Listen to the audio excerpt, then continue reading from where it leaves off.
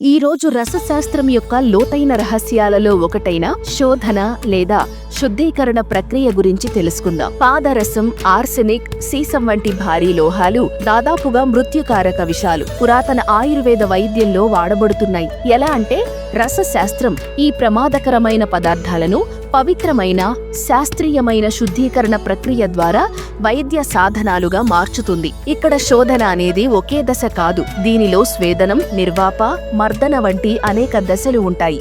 గోమూత్రం, పాలు, నెయ్యి, త్రిఫల కషాయాలు మరియు నిర్దిష్ట మంత్రాలతో చేస్తారు. ఇంత విస్తృతంగా ఎందుకంటే ఇలా చేస్తేనే ప్రతి దశ విషతత్వాన్ని తొలగిస్తుంది, మూలక గుణాలను సమతుల్యం చేస్తుంది, అలాగే లోహం లేదా ఖనిజాన్ని బయో అవైలబుల్ గా చేస్తుంది.